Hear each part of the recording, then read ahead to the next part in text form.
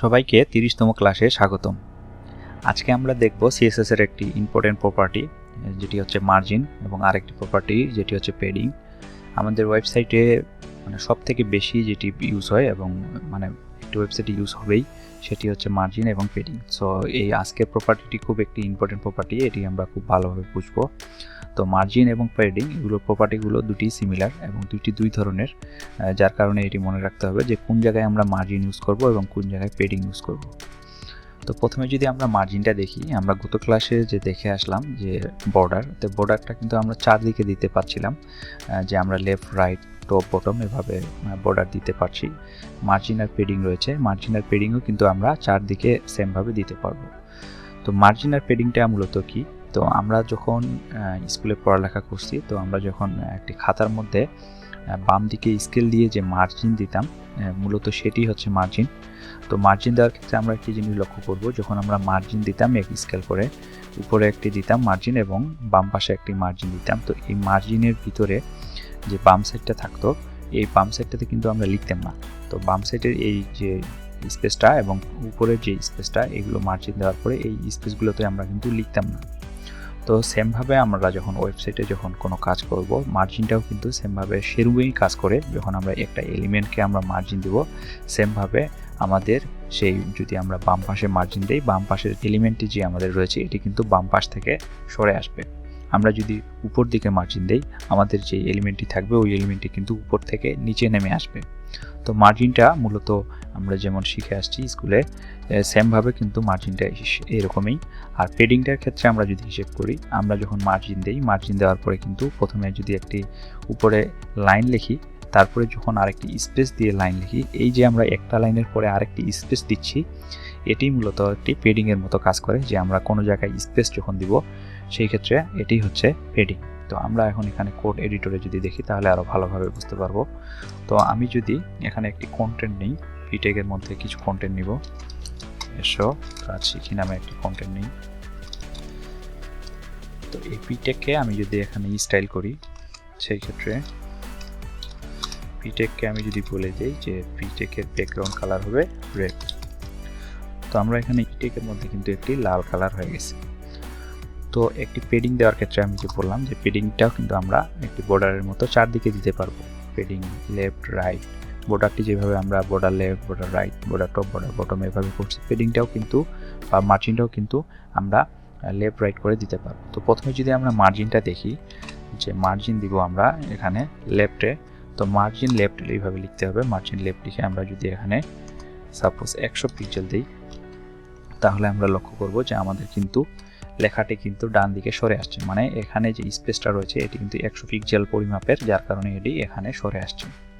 তো আমরা যদি এখানে আরও একটি কন্টেন্ট লিখি, যেমন এখানে যদি লিখি হিস্ট্রি এবং এখানে কিছু কন্টেন্ট লিখি,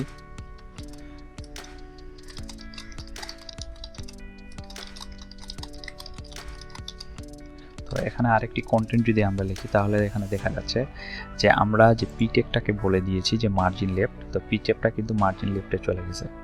তো এখানে সেমভাবে যদি আমরা এই যে H3 ট্যাগটা নিলাম, এই H3 ট্যাগটিকে যদি বলি, তো এবার H3টাতে যদি আমরা একটি ব্যাকগ্রাউন্ড কালার দিই, দেখা যাচ্ছে ব্যাকগ্রাউন্ড কালার রেড দিলাম এবং এটিকে বললাম পেডিং লেফট 100 পিক্সেল, তাহলে আমরা দেখতে পাচ্ছি যে যখন আমরা মার্জিন দিয়েছিলাম সেই ক্ষেত্রে কিন্তু আমাদের ফুল যে এরিয়াটা ছিল পিটেকের যে এলিমেন্টটা আমরা ইউজ করছি এখানে, এটি কিন্তু পুরাটাই মার্জিন ডান দিকে চলে গেছে।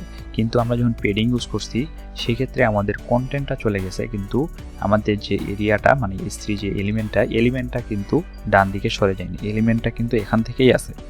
কিন্তু আমরা যখন মার্জিনে দিছিলাম সেই ক্ষেত্রে আমাদের ফুল এলিমেন্টটা কিন্তু ডান দিকে চলে গেছে। তো মার্জিন এবং পেডিংয়ের মধ্যে যদি আমরা মেইন পার্থক্যটা দেখি, সেটি হচ্ছে আমাদের যে এখানে পি ট্যাগের যে এলিমেন্টটি রয়েছে, তো এই এলিমেন্টটি সহ যদি আমরা স্পেস দিতে চাই, এলিমেন্টের বাইরে যদি আমরা স্পেস দিতে চাই, সেই ক্ষেত্রে আমরা মার্জিন ইউজ করব, এবং এলিমেন্টের ভিতরে যদি আমরা কোনো স্পেস দিতে চাই সেই ক্ষেত্রে আমরা পেডিং ইউজ করব। আমরা যখন কোনো ডিজাইন করব, দেখা যাচ্ছে আমরা পেডিংটা দিয়ে খুব সুন্দরভাবে এটি চারিদিকে এরকমভাবে স্পেস দিয়ে ডিজাইনটি সুন্দর করে নিতে পারবো। এবং আমাদের যদি প্রয়োজন মনে হয় যে এই এলিমেন্টটি আমরা উপর থেকে নিচে নামাবো একটু, বা নিচ থেকে একটু উপরে উঠাবো বা বামে বা ডানে একটু সরাই দিব, সেই ক্ষেত্রে আমরা মার্জিনটি ইউজ করব। তো পেডিং এবং মার্জিনের ক্ষেত্রে আমরা যেমন এখানে দেখা যাচ্ছে যে আমরা লেফট করে দিচ্ছি, যার কারণে লেফটে পাচ্ছে। এবং আমরা যদি এখানে শুধু পেডিংটি ইউজ করি, দেখা যাচ্ছে আমি পেডিংটি শুধু দিলাম, পেডিং দিয়ে আমি যদি এখানে 100 পিক্সেল দিই, সেই ক্ষেত্রে আমরা দেখব যে আমাদের পেডিংটি কিন্তু লেফট রাইট টপ বটম চারিদিক থেকে 100 পিক্সেল করে পাচ্ছে। তো পেডিংটি কিন্তু আমরা এভাবে ইউজ করতে পারবো। যদি আমাদের চারিদিকে একই ধরনের পরিমাণ লাগে, সেই ক্ষেত্রে শুধু আমরা পেডিং দিয়ে এখানে আমাদের পরিমাণটি দিতে পারবো। আর যদি আমাদের শুধু লেফটে লাগে বা শুধু রাইটে লাগে, সেই ক্ষেত্রে আমরা পেডিং লেফট পেডিং রাইট এইভাবে ইউজ করতে পারবো।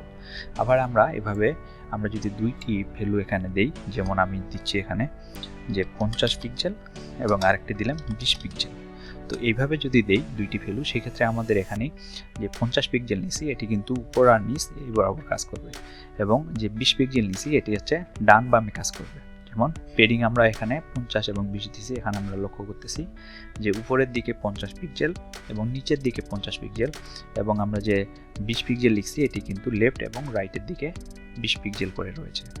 তো সেমভাবে আমি যদি এখানে তিনটি ভ্যালু ইউজ করি, আমরা দেখতে পাই যদি এখানে 100 এখানে দিই, মানে 100 পিক্সেল, তো এখানে যদি আমরা তিনটি ভ্যালু ইউজ করি, সেক্ষেত্রে আমরা একটা জিনিস লক্ষ্য করব যে আমরা যে 50 পিক্সেল দিছি, এই 50 পিক্সেলটা কিন্তু শুধু উপরে, এবং এখানে যে 20 পিক্সেল দিছি এই 20 পিক্সেলটা কিন্তু ডানে এবং বামে, এবং 100 পিক্সেল এটি হচ্ছে নিচে। আমরা যদি এখানে এই যে ইন্সপেক্ট এলিমেন্ট করে দেখি, ইন্সপেক্টে ক্লিক করলে আমরা দেখতে পাবো তো আমাদের এখানে যে H3টি রয়েছে, তো H3তে আমরা যদি এরকম মাউসটি নিয়ে রাখি, তাহলে আমরা দেখতে পাচ্ছি যে আমাদের এখানে এই যে স্পেসটি রয়েছে, এই স্পেসটি হচ্ছে আমাদের এখানে পেডিং লেফটের দিকে, এবং এখানে যে এইটুকু স্পেস দেখতে পাচ্ছি এটি হচ্ছে রাইটের দিকে স্পেস।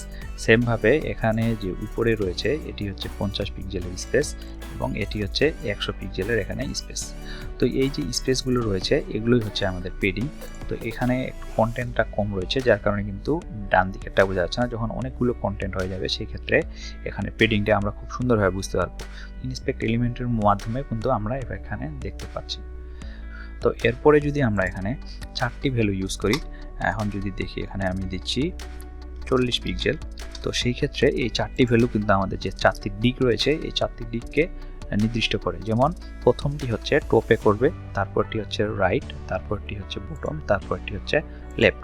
তো আমাদের ঘড়ির কাঁটা যেরকম ডান দিক থেকে বামে যায়, সেমভাবে টপ থেকে আমরা যদি দেখি, টপ থেকে তারপরে যাবে রাইটে, তারপরে যাবে বটমে, তারপরে আসবে লেফটে। তো এভাবে কিন্তু এই যে পেডিংটা এভাবে পাচ্ছে যে প্রথমে 50 পিক্সেল এটি কিন্তু টপে পাচ্ছে, তারপরে 20 পিক্সেল এটি কিন্তু রাইটে পাচ্ছে, তারপরে 100 পিক্সেল এটি কিন্তু বটমে পাচ্ছে, এবং 40 পিক্সেলটি এখানে লেফটে পাচ্ছে। মানে এই যে ঘড়ি যে ডান দিক থেকে বামে ঘুরে এইরকমভাবে, তো এইভাবে কিন্তু আমাদের এই পেডিংটা ভ্যালুগুলো এইভাবেই সিরিয়ালে এইভাবে কাজ করে। তো সেমভাবে মার্জিনটাও যখন আমরা ইউজ করব, মার্জিনের ক্ষেত্রেও কিন্তু সেম।